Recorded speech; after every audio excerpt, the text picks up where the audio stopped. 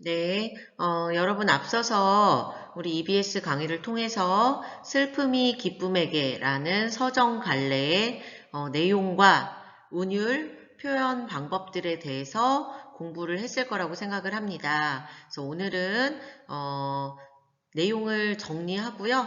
그리고 교과서에 있는 학습 활동을 함께 공부해 보도록 하겠습니다. 네, 일단 교과서 16쪽을 펴시면 내용 정리하기 부분이 있죠. 네, 이 부분에 필기를 같이 하면서 공부하도록 하겠습니다. 네, 교과서 16페이지를 펴보세요. 네, 자, 이 작품은 크게 세 부분으로 내용을 정리할 수 있는데요. 자, 우리가 앞에서 배웠던 것처럼 1행부터 6행까지는 이기적인 너에게 슬픔을 주고자 한다는 내용입니다. 자, 여기서 이기적인 너는 다른 표현을 하자면 기쁨이라고 볼 수 있습니다. 기쁨. 자, 그리고 7행부터 13행까지는 무관심한 너에게 기쁨이죠. 네, 이기적이고 자기만 알고 소외된 이웃이나 주변을 돌볼 줄 모르는 너에게 기다림을 주고자 한다고 얘기했습니다. 그러니까 이 슬픔은 기쁨을 또 버리는 게 아니라 기다려주겠다고 얘기를 한 거죠. 그죠? 깨닫기를 기다려주겠다고 얘기를 한 겁니다. 그 다음에 14행부터 19행까지는 슬픔의 힘을 이야기하며 슬픔의 힘이 뭡니까? 예, 함께 공감하고 또 아픔을 또 알고 하는 그런 슬픔의 힘을 이야기하며 너와 기쁨과 함께 같이 걸어가 보겠다고 했습니다. 네, 이거 걸어가 보겠다고 하는 얘기는 뭐냐면 같이 더불어 살아가 보자 라는 내용이겠죠?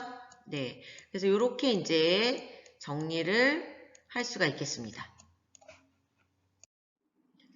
네, 이 시를 간단히 핵심 정리를 해보겠습니다. 네, 시의 갈래는 자유시이고 자유시란 얘기는 형식의 구애를 받지 않는다는 뜻이고요. 그리고 서정시입니다. 우리가 이게 지금 서정갈래인데요. 특별히 또 서정시라고 하는 이유는 정서를 표현한 시다라고 보시면 되겠습니다. 그 다음에 이게 좀 교훈적이잖아요. 우리 이기적이지 않게 그 다음에 나만 생각하지 말고 더불어서 주변도 돌아보면서 함께 살아가자라는 어떤 교훈적인 내용을 담고 있기 때문에 교훈적인 성격이고요. 그리고 이제 이기적이고 자기만 아는 것에 대한 비판을 하고 있죠. 네. 그리고 이렇게 하자. 우리 이렇게 하겠다. 이렇게 뭔가 의지를 보여주는 거기 때문에 의지적이라고 볼 수 있습니다. 자, 주제를 보겠습니다. 이기적인 삶에 대한 반성. 그 다음에 우리가 더불어 같이 살자. 더불어 같이 사는 삶이 좋다. 이것을 추구하자. 이런 어떤 주제를 지금 표현하고 있습니다. 네. 자, 특징을 보면요. 역설적인 표현 뭐예요? 예, 슬픔, 기쁨에 대한 표현이죠. 네, 그래서 슬픔을 부정적으로 표현하지 않고 기쁨을 또 긍정적으로만 표현하지 않은 역설적 표현을 활용하여 우리 이 주제 더불어 살자 이런 것을 효과적으로 드러내고 있고요. 자, 슬픔과 기쁨은 추상적인 거잖아요. 예, 추상적인 건데 이 추상적인 것을 사람처럼 의인화하여 말을 건네는 방식으로 시상을 전개하고 있습니다. 자, 시상을 전개하고 있다는 얘기는 시가 어떻게 흘러가고 있느냐 하는 것을 말하는 겁니다. 자, 이 시상 전개라는 용어도 굉장히 많이 나오기 때문에 꼭 알아두도록 하시고요. 그 다음에 특정 음은 뭐였죠? 네, 니은이었죠? 니은 음은. 자, 어미 뭐였습니까? 겠다. 뭐뭐하겠다. 그 다음에 음보 몇 음보였습니까? 네, 사음보였죠? 이것을 반복해서 운율을 형성하고 있습니다. 네, 자, 이제는 학습활동을 정리해 볼게요. 학습활동은 교과서 17페이지부터 18, 19, 네, 20페이지까지 학습활동이 진행이 될 거고요. 우리 교과서에 지금 빈칸으로 되어 있는 부분이 있을 겁니다. 네, 그 부분을 필기하면서 여러분이 수업을 진행하시면 되겠습니다. 나중에 여러분이 이 필기가 되어 있는지 여부를 대면 개학 후에 선생님들이 각 국어 시간에 확인을 해보도록 하겠습니다. 그럼 1번부터 볼게요. 자, 1번. 자, 슬픔이 기쁨에게의 화자와 청자를 살펴보며 이 작품의 작가가 말하고자 하는 바를 파악해보자 라고 되어 있습니다. 자, 그럼 화자와 청자가 누구인지 보고, 자, 작품의 작가가 말하고자 하는 바가 뭔지 파악해보세요 라는 건데요.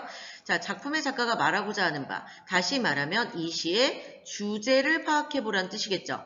네, 말하고자 하는 바가 바로 주제입니다. 그러면 자 화자는 누구입니까? 그러니까 시 속에서 말하는 이가 누구냐? 나는 이제 너에게 이렇게 말하고 있죠. 그렇기 때문에 나는 화자예요. 자, 그 다음에 슬픔이 기쁨에게 말하는 방식이잖아요. 그러니까 나가 누구예요? 슬픔이잖아요. 그래서 화자는 나, 슬픔이라고 볼 수 있고요. 청자는 듣는 이죠. 시 속에서 듣는 이입니다. 나는 이제 너에게 그랬어요. 그러니까 너가 청자가 되고요. 슬픔이 기쁨에게 이잖아요. 그러니까 기쁨이 뭡니까? 너죠, 너. 네, 이렇게 지금 표현을 하고 있는데요. 이 시는 특별히 청자가 나와 있어요. 너라고 나와 있는데 이렇게 청자가 명시되어 있는 그런 시가 그렇게 많지는 않습니다. 근데 이 시에서는 청자, 너 이렇게 딱 집어서 이야기를 하고 있죠. 자, 이 이야기는 결국에 뭡니까? 요 표현 방식을 가져와서 빌려와서 작가가 누구에게 하고 싶은 말이죠? 이거 누구에게 하고 싶은 말입니까? 네, 우리에게 하고 싶은 말이에요. 독자에게 하고 싶은 말입니다. 독자에게 하고 싶은 말을 이렇게 화자와 청자를 설정해서 표현했다고 보면 되겠죠? 네, 2번 학습활동 보겠습니다. 다음 19에서 알 수 있는 청자의 모습을 정리해보자 라고 되어 있는데요.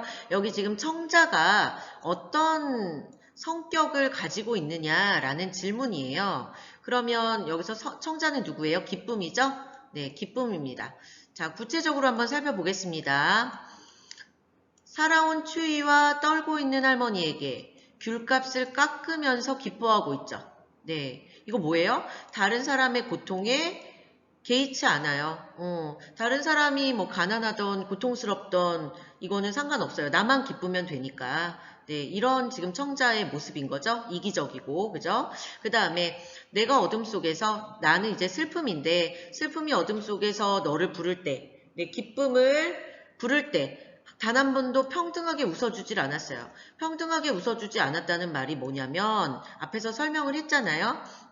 기쁨은 지금 굉장히 좋은 상태에 있기 때문에 슬픔에게 눈길을 주지 않는다는 뜻입니다. 네, 그리고 가만히에 덮인 동사자가 다시 얼어 죽을 때 가만히 한 장조차 덮어주지 않은 뭐예요? 타인의 삶에 관심이 없어요. 네, 타인은 죽던 말던 괴롭던 말던 나만 지금 좋으면 되고 나만 기쁘면 된다. 이런 지금 청자의 모습을 표현을 하고 있죠. 그래서 3번 청자의 행동에 대해 화자가 뭐라고 했어요? 청자가 남의 삶에 관심이 없고 타인에게 무관심하고 자기만 기쁘면 된다라고 행동을 할 때 화자가 어떻게 하겠어? 라고 했는지 찾아보라는 거예요. 찾아보라는 거죠. 그러니까 청자에게 가르침을 주고자 하는 화자의 의지가 드러나는 부분이 어디냐 그 말입니다. 야, 기쁨, 너 내가 이렇게 하겠어? 라고 가르침을 주는 부분이 어디였어요? 네, 슬픔의 평등한 얼굴을 보여주겠다. 그랬죠? 자, 나는 이제 너에게도 기다림을 주겠다. 너도 깨닫게 될 때까지 기다릴 거야. 그랬죠? 그리고 눈 그친 눈길을, 모든 강자에게는 기쁘지만 약자에게는 힘들고 어려움을 주는 그 눈이 그치면 그 눈길을 너와 함께 걸어가겠다. 기쁨과 함께, 청자와 함께 걸어가겠다. 더불어 같이 가겠다. 그런 의미죠. 네, 그래서 여기 이런 행동을 하겠다고 지금 화자가 말을 하고 있습니다. 네, 4번 보겠습니다. 2와 3을 바탕으로 작가가 이 작품의 제목을 슬픔이 기쁨에게 라고 정한 까닭을 생각해 보자 라고 되어 있습니다. 이 작품의 제목이 슬픔이 기쁨에게 말하는 것처럼 지금 표현이 되어 있잖아요. 자, 왜 이런 제목을 지었을까요? 생각해 보세요, 여러분. 왜 이런 제목을 지었을까요? 네. 이렇게 누가 누구에게 말하는 것처럼 하는 방식을 취하면, 무슨 말을 하려고 하지? 이렇게 이제 귀를 기울이게 되잖아요.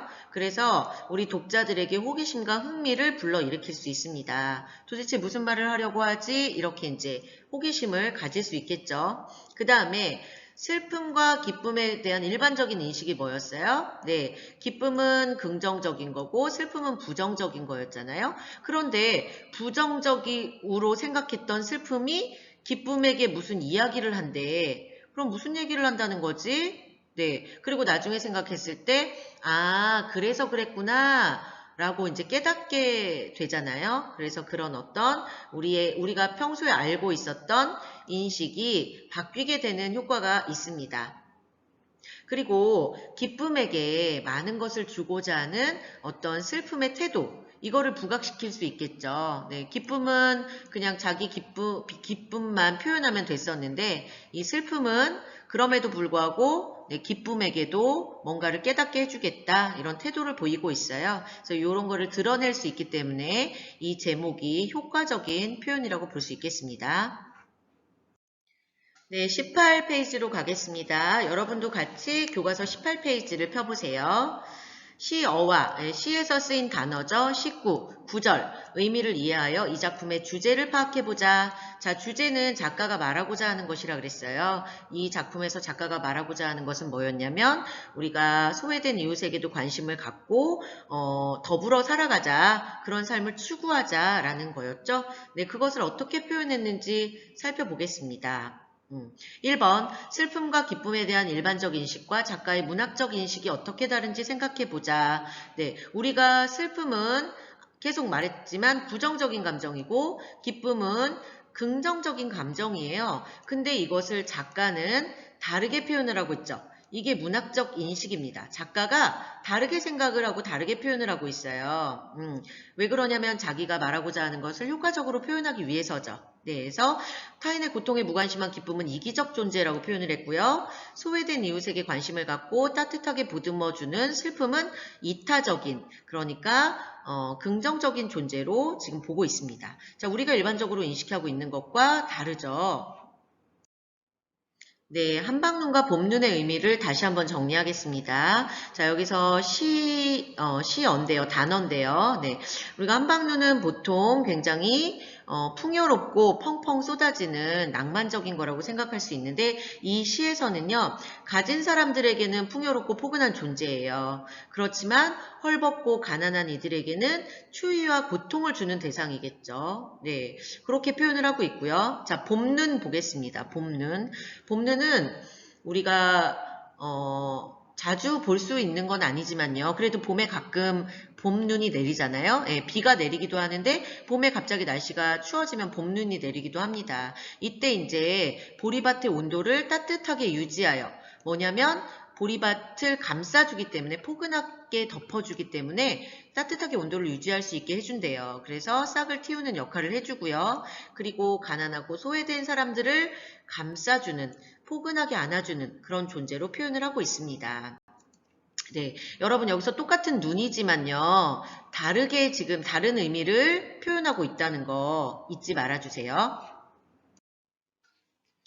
네, 다음 19의 의미를 바탕으로 하여 작품의 주제를 파악해보자. 슬픔의 힘에 대한 이야기를 하며 슬픔의 힘이 뭐였죠? 네, 이웃과 공감하고 슬픔의 가치를 알고 네, 이게 바로 슬픔의 힘이었죠. 네, 이것에 대해서 이야기하며 기다림의 슬픔까지 걸어가겠다라고 했습니다.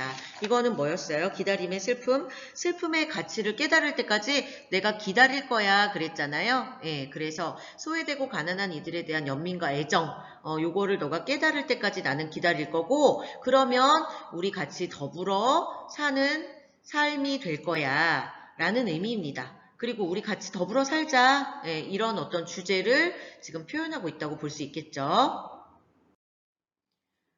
네, 이제 교과서 19페이지를 펴고 네, 선생님이랑 같이 필기하면서 공부하도록 하겠습니다. 다음 19를 낭독해보고 운율을 느낄 수 있다면 이유가 무엇인지 말해보자 라고 되어 있습니다. 네, 이 서정갈래의 가장 큰 특징 중에 하나가 또 운율이잖아요. 네, 운율이 있는 언어로 표현하는 것, 이게 서정갈래이기 때문에 운율은 서정갈래에만 존재하는 특징이라고 볼 수 있어요. 자, 그래서 운율이 굉장히 중요하겠죠. 자, 그러면 이 시에 대한 운율을 한번 살펴보겠습니다. 읽을 때 왜 운율이 느껴지냐는 거죠. 네, 그냥 나는 이제 너에게도 기다림을 주겠다. 이렇게 딱딱하게 읽는 것이 아니라 나는 이제 너에게도 기다림을 주겠다. 이렇게 뭔가 리듬이 느껴지는 그런 것이 운율이라고 볼 수 있습니다. 자, 그럼 왜 운율이 느껴지나요? 자, 첫 번째, 나는 이제 너에게도 기다림을 주겠다. 이렇게 자연스럽게 끊어읽게 되죠. 네, 이걸 바로 음보라고 합니다. 자, 두 번째 행을 볼까요? 이 세상에 내리던 한방눈을 멈추겠다. 보리밭에 내리던 봄눈들을 데리고 추워 떠는 사람들의 슬픔에게 다녀와서 눈 그친 눈길을 너와 함께 걷겠다. 네, 이렇게 이제 여러분이 또 필기를 같이 하면 좋겠죠. 자, 이렇게 이제 자연스럽게 끊어 읽기가 되는데요. 이게 바로 음보예요. 그래서 사음보 1, 2, 3, 4 이렇게 사음보를 반복하고 있죠. 반복하면 운율이 느껴진다는 거는 우리 중학교 때도 굉장히 많이 배웠을 거라고 생각을 합니다. 네, 그 다음에 자, 뭐뭐 하겠다, 뭐뭐 하겠다, 뭐뭐 하겠다. 자, 이렇게 똑같은 종결 어미가 반복이 되고 있습니다. 네, 그리고 또 여기 나는, 나는, 너, 내리던, 한방눈 이런 데서 특정 의문인 니은이 지금 반복되고 있는 것을 볼 수 있겠죠? 네, 이거는 선생님이 앞서 과제에도 냈기 때문에 여러분들이 잘 알고 있을 거라고 생각을 합니다. 네, 그리고 다음 이 작품에 사용된 표현 방법을 파악해보자 라고 되어 있죠. 선생님이 이 서정갈래의 특징을 설명을 했을 때 표현 방법 또는 표현 기법에 대해서 굉장히 중요하다고 설명을 했던 것으로 기억을 합니다. 그래서 이 표현 방법을 무엇을 사용했는지가 굉장히 중요해요. 그래서 이것을 잘 파악해 보도록 합니다. 네. 자, 사람이 아닌 것을 사람에게 빗대어 다른 사람이 행동하는 것처럼 표현하는 방법 뭐였죠? 네. 우리 이거 표현 방법에서 배웠잖아요. 사람이 아닌 것을 사람처럼 빗대어. 의인법이죠. 의인법. 계속 지금 반복적으로 나오고 있죠. 네. 이 우리 시에서는 어느 부분이 그렇게 표현이 돼 있냐면 시 전체가 바로 의인법이에요. 시 전체가. 자, 왜 그렇습니까? 슬픔이 기쁨에게 이야기하는 것처럼 지금 표현하고 있잖아요. 네, 그러니까 슬픔이 마치 사람처럼 이야기를 하고 있기 때문에 이 전체가 바로 의인법이라고 볼 수 있겠습니다. 그 다음에 겉으로 보기에는 모순된 말이지만 사실은 그 속에 진리를 담고 있는 표현 앞에서 EBS 강의에서도 나왔죠. 네, 역설법입니다. 역설. 겉으로 보기에는 모순이야. 앞뒤가 맞지 않아요.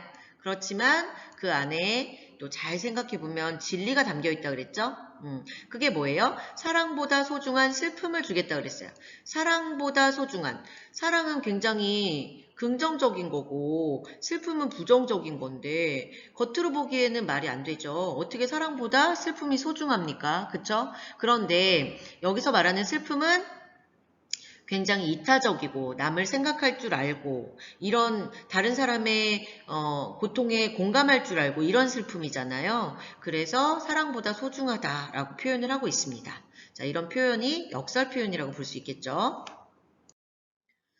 네, 그러면 이런 살펴본 표현 방법이 주제를 나타내는데 주제를 형상화한다는 말은 무슨 말이냐면요. 주제는 눈에 보이지 않잖아요. 그래서 더불어 사는 삶을 추구한다 이런 주제가 눈에 보이는 게 아니잖아. 이걸 어떻게 해요? 마치 눈에 보이는 것처럼 나타내는 거예요. 어떻게? 이런 표현 방법 등으로 비유법, 역설법 이런 걸로 형상화하는 거죠. 자, 그럼 이런 표현 방법은 어떤 역할을 합니까? 네, 필기하면서 보도록 하겠습니다. 슬픔과 기쁨을 의인화했죠. 네, 그래서 말을 건네는 방식을 취함으로써 작가가 전하고자 하는 깨달음, 즉 주제의식을 좀 더 효과적으로 전달하고 있어요.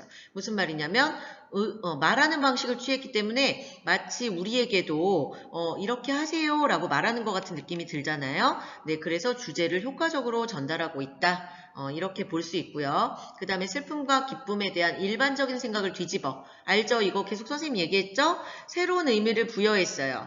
새로운 의미, 바람직한 삶의 태도를 생각해 볼 수 있도록 한다. 자, 그래서 의인법, 역설법 이런 것들이 주제를 형성하는 데 굉장히 효과적으로 지금 사용되고 있다. 이렇게 설명할 수 있겠습니다. 자, 그러면 여태까지 배웠던 내용을 바탕으로 해서 서정갈래의 특징을 정리해보자 라고 되어 있습니다. 서정갈래는 시잖아요. 시의 특징을 생각을 해봅시다.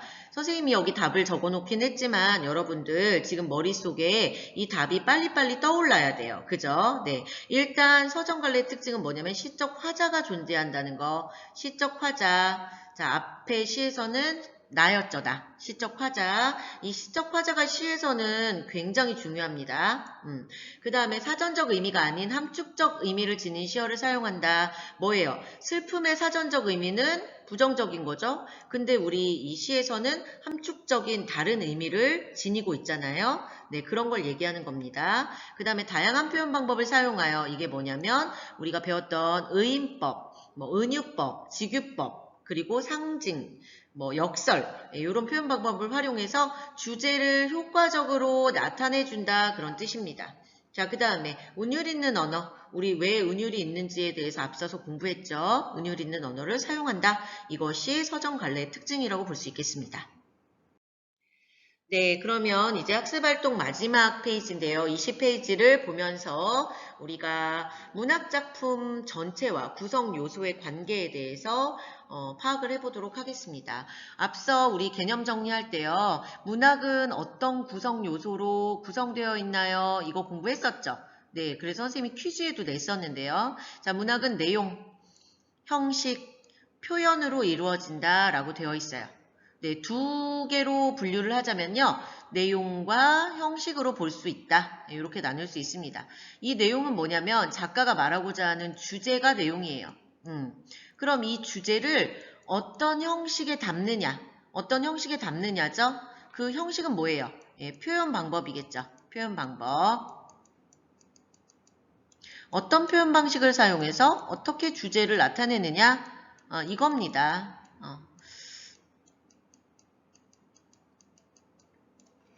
자, 그러면 우리 20페이지에 있는 글을 한번 읽어보고 우리 밑에 있는 질문에 답을 해보도록 하겠습니다.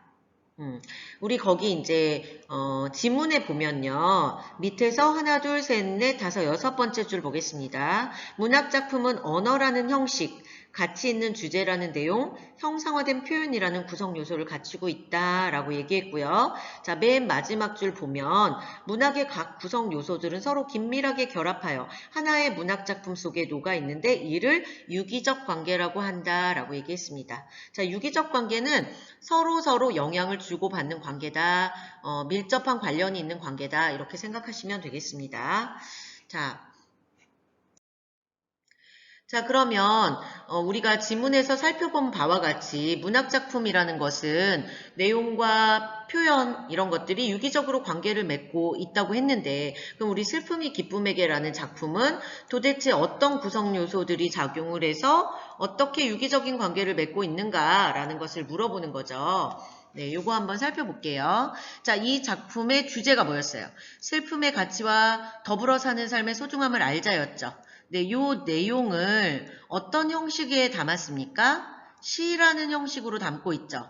네, 그래서 시라는 형식을 통해서 문학적으로 나타내고 있습니다.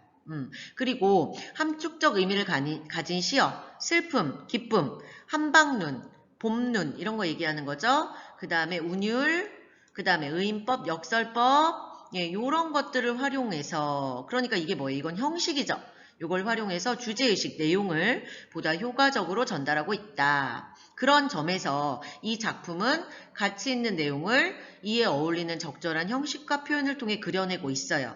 근데 이게 서로 영향을 주고받고 있죠. 그렇기 때문에 서로 유기적으로 결합된 결과물이다 라고 볼 수 있겠습니다.